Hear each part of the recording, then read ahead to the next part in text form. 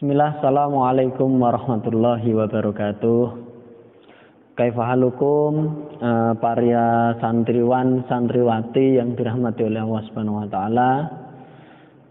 Alhamdulillah pada kesempatan pagi hari ini kita dapat berkumpul lagi di dalam pelajaran SKI Sejarah Kebudayaan Islam ya. Marilah kita senantiasa bersyukur kehadirat Allah Subhanahu wa taala yang mana pada kesempatan pagi hari ini kita masih dipertemukan oleh Allah dalam pelajaran SKI. Sholawat serta salam senantiasa tercurahkan kepada baginda Nabiullah Muhammad sallallahu alaihi wasallam ya. Semoga apa yang Rasulullah ajarkan kepada umatnya dapat melaksanakan dan kelak kita mendapatkan syafaatnya di yaumil akhir ya. Santriwan dan santriwati kelas 9 khususnya yang dirahmati oleh Allah Subhanahu wa taala, pada pertemuan yang lalu kita telah membahas bab tentang ya, bab yang nomor 13 ya, subbab nomor 13 sanah Rabi'ah minal hijrah, yaitu Ghazwatu Bani Nadir. Maka kita akan membahas latihan soal bab yang nomor 12 halaman ke-28 ya. Sebelumnya santriwan dan santriwati silahkan disiapkan ballpointnya dan bukunya, jangan ngantuk ya. Tolong yang masih belum fokus, silahkan untuk fokus, duduk dengarkan apa yang Ustadz ucapkan atau Ustadz sampaikan. Di sini kita belajar bersama, ya, tidak ada orang yang lebih pintar dan lain sebagainya, karena di atas langit masih ada langit, ya. Dan jangan sombong, ya. Tetap semangat, jaga kesehatan, walaupun kita belajar dengan secara online. Oke. Yang nomor 1, mal ghazawatul lati hadasat fi sanatir Rabi'ah. Nomor 1 ya, as'ilah atau latihan soal ya. Perang apa saja yang terjadi pada tahun keempat? Ayo, perang apa saja? Yang pertama jawabannya Ghazwatu Bani Nadir. Yang kedua Ghazwatu Datir Riqa, perang Datir Riqa, perang Bani Nadir, perang Datir Riqa. Wa Ghazwatu Badar Akhirah, dan perang Badar Akhir ya, ada 3 ya, kalian sebutkan. Nomor 2, sekarang soal nomor 2. Man Banu Nadir, siapa dia Bani Nadir? Bani Nadir adalah qabilatun min Yahudil Madinah, karena bainahum wa bainal muslimin uhudan. Bani Nadir itu sebuah kelompok atau kaum atau kabilah dari orang-orang Yahudi Madinah ya. Yang mana antara Bani Nadir dengan kaum muslimin itu mempunyai perjanjian. Yang mana perjanjian itu yu'aminu kullu minhumul akhar, saling memberi rasa aman antara Bani Nadir dengan kaum muslimin ya.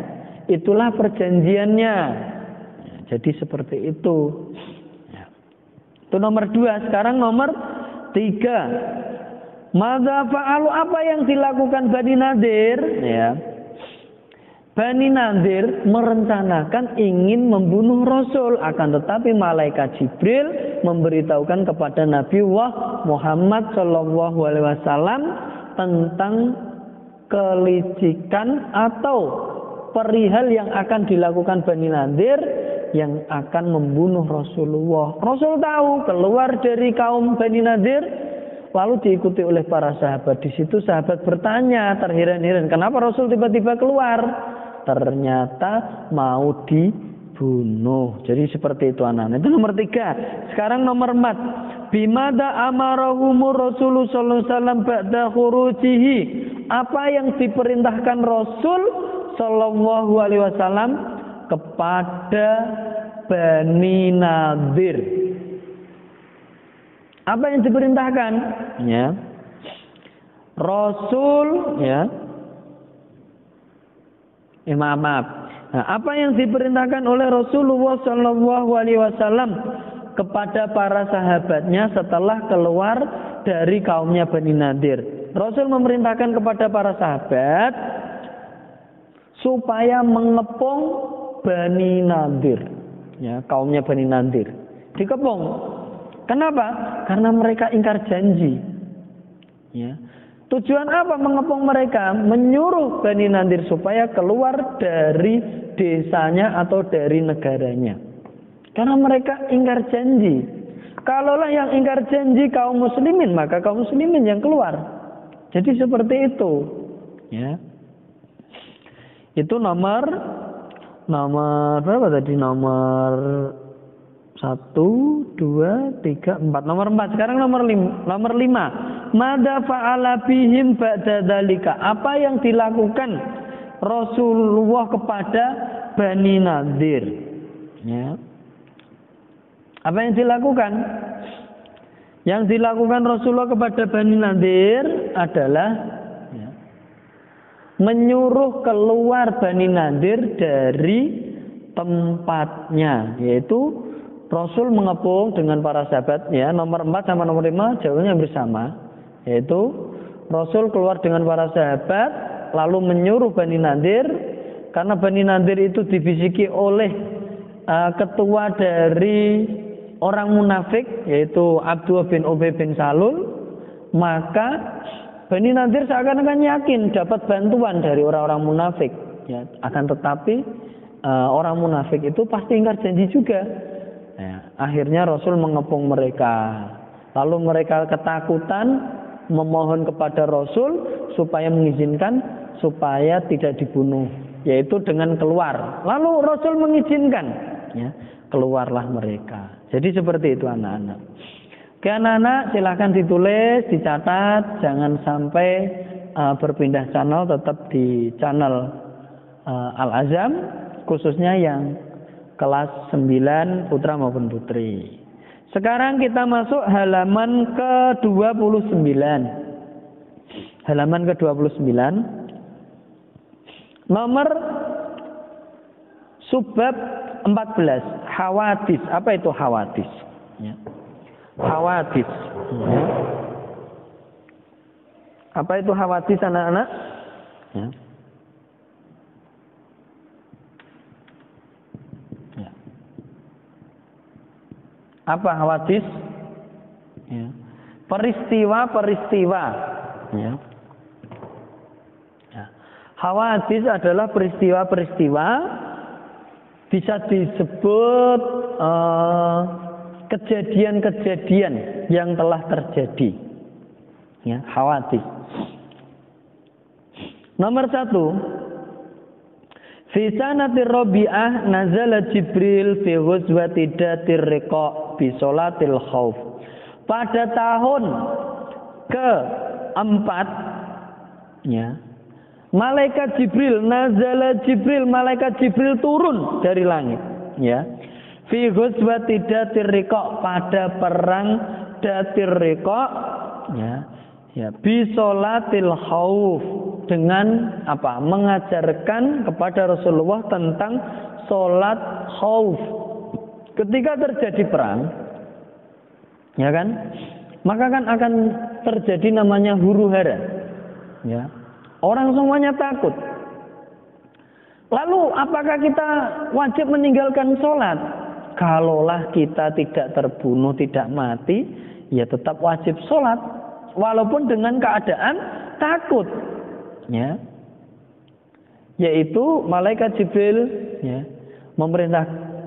memerintahkan kepada Rasul supaya malaikat Jibril mengajarkan kepada Rasul tentang bagaimana sholat khauf ketika berperang. Jadi seperti itu. Ya. Wa fi hadhil ghuzwah aidan, dan pada perang ini juga nazalat rukhsatut tayammum, dan pada perang ini juga, ya, Allah memberikan keringanan kepada umatnya tentang tayamum. Ya, kalau nggak ada air maka boleh tayamum.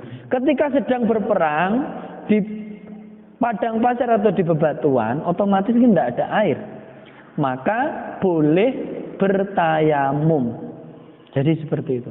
Untuk masalah bab sholat khauf, masalah bab tayamum, antum bisa tanyakan pada guru fikih.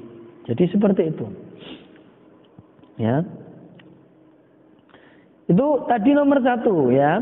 Pada tahun keempat turunlah malaikat Jibril pada perang Datir Riqa dengan mengajarkan sholat khauf kepada Nabi Muhammad SAW.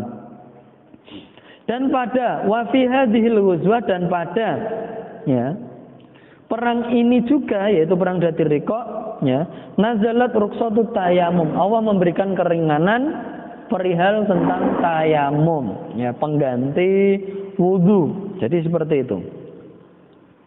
Sekarang nomor 2 ya.